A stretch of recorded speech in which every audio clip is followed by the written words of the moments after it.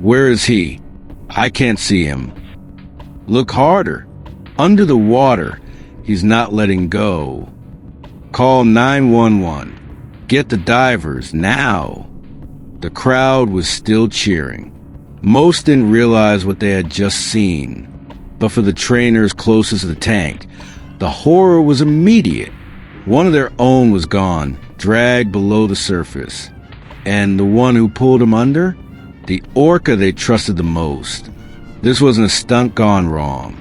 It wasn't an isolated accident. It was a catastrophe years in the making, ignored, denied, and hidden. If this story unsettles you, it should, because it's not the first time. And unless something changes, it won't be the last. Let's go back to the very beginning. Ocean Dome Marine Park, San Diego, summer of 2023. The audience had come for wonder, for magic, for the dream of harmony between human and animal. What they got instead was a nightmare. But to understand what happened that day, you have to understand the man at the center of it all. Sam Collins was 28, young, bright, filled with energy, the kind of person whose passion radiated. To his team, he wasn't just another employee.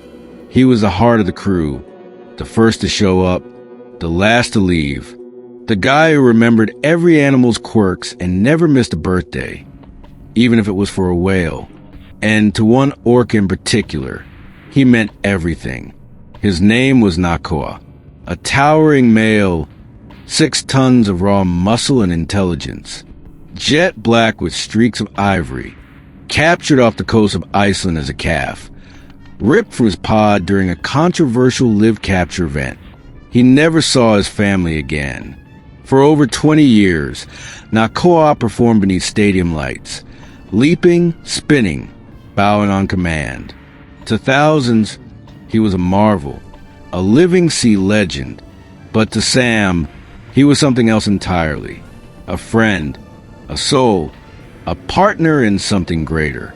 Sam believed in the dream. That man and orca could build trust. Real trust, not for applause, for connection. He spent years refining their routines, adding new cues, learning Nakoa's moods. While other trainers kept their distance, Sam leaned in, and the crowds noticed. Their act became the park's signature. Sam riding Nakoa's back, Nakoa lifting Sam high into the air. Affection, precision, power. It looked like magic, but magic has rules. And when those rules are broken, something snaps. Behind the applause were whispers, whispers of change, of tension, of danger. Nakoa had started behaving differently. In July, a month before the attack, he lunged at a junior trainer during feeding. His jaws clamped inches from her arm. It was brushed off, just play. No injuries. But the tension? It lingered. He began refusing commands, ignoring even Sam's most familiar signals, slapping his tail violently, circling the tank in frenzied loops, and then refusing to eat. 2 senior trainers asked to be reassigned. One quit altogether. Another filed multiple safety complaints, each one answered by silence or bureaucracy. Then came the memo, 2 paragraphs, internal use only. Until further notice, limit all close contact routines with Nakoa. Trainers are to remain on the stage platforms. But the memo never reached Sam. Some say it was buried. Others say he knew and chose to trust the bond. Whatever the truth, the result was the same. The signs were there. The red flags waved. And yet, the show went on. August 14th, 2023. A day that began like any other. The stands were full. Over 800 spectators. Families. Tourists. Kids waving foam fingers. Phones out. Smiles wide. At 2:15 p.m., The announcer cued the finale. The rocket hop. Sam Collins. Center stage. Wetsuit. Barefoot. A practice routine. He gives a wave. Dives into the water. The crowd leans in. Nakoa circles below, massive, precise, powerful. On signal, he surges upward. But this time, he doesn't lift Sam. He collides with him. Hard. Sam spins in the water. From the stands, it looks choreographed. But backstage, trainers leap to their feet. Sam tries to regain control, swimming toward center, signaling for a reset. Then, Nakoa turns, clamps his jaws around Sam's torso, and pulls him under. Text overlay, 2:18 p.m. Visual, screams. Trainers rushing. Red water. The music cuts out. Alarms blare. Divers mobilize. Emergency whistles scream through the arena. The Orca surfaces again, Sam still in his jaws. He thrashes. He dives. He erupts again, Sam limp in his grip. 7 minutes. That's how long it took to get Sam back. But by then it was over. He was declared dead at 2:41 p.m. on the stage where he had once danced. By the time evening fell over Ocean Dome, the story had already escaped the park's gates. News choppers hovered above the stadium. Reporters swarmed the parking lot. Social media feeds exploded with footage, blurry, shaken clips taken by horrified guests. Whale kills trainer during live show. Blood in the water. Screams in the crowd. What really happened to Sam Collins? Ocean Dome's official response? A single paragraph, released near midnight.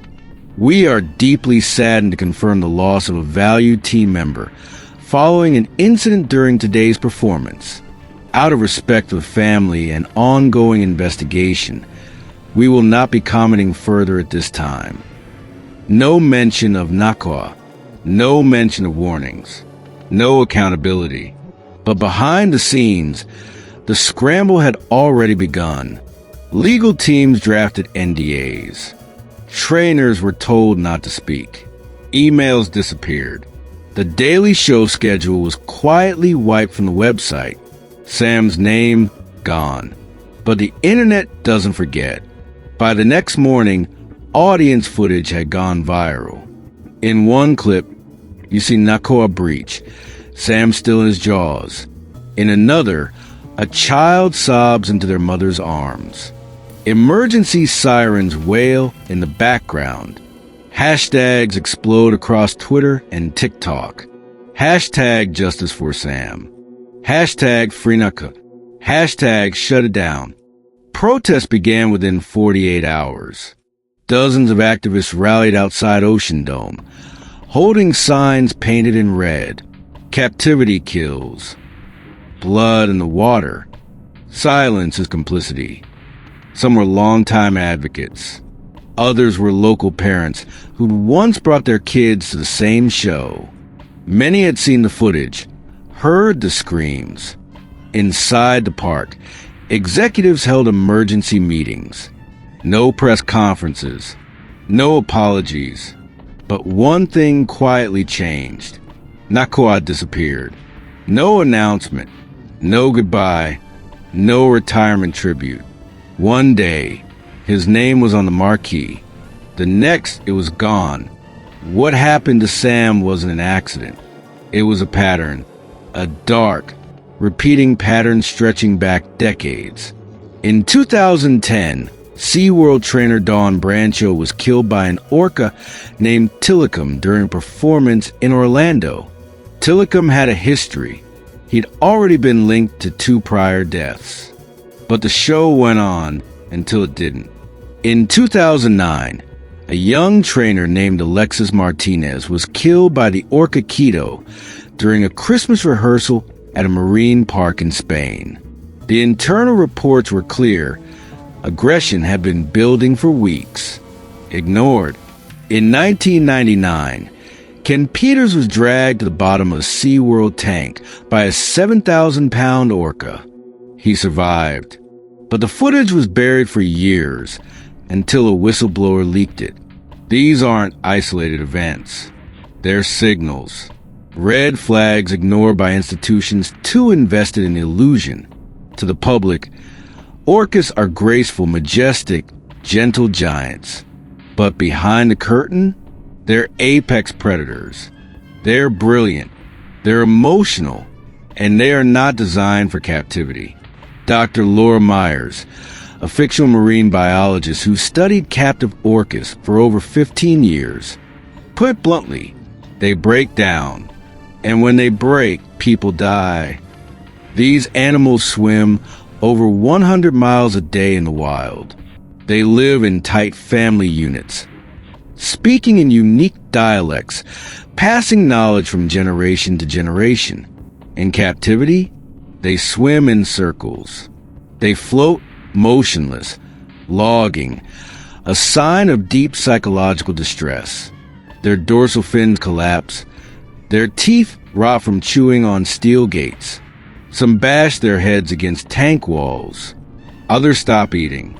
They become ghosts, alive but not living. Nakoa had spent 22 years in tanks.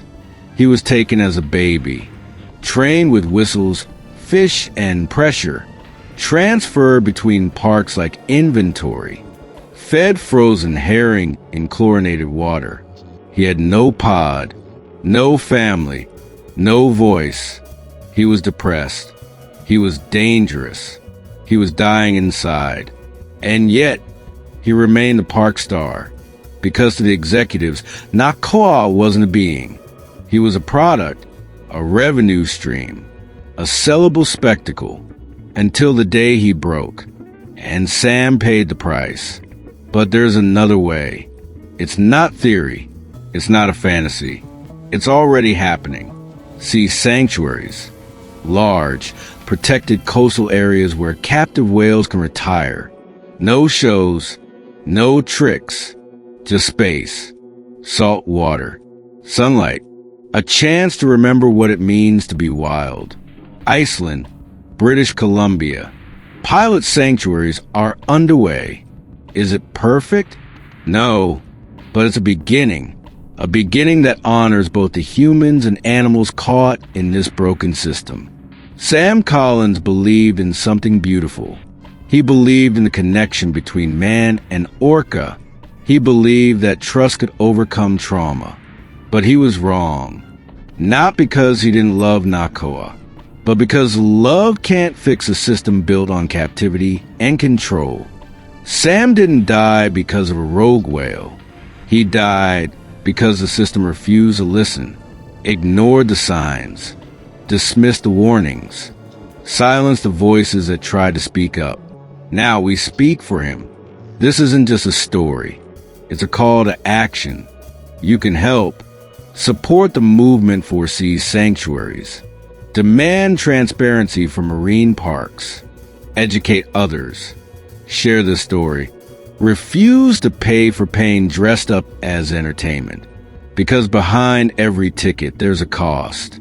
Behind every smile, there might be a scream. If the story shook you, it should. But don't let it end here.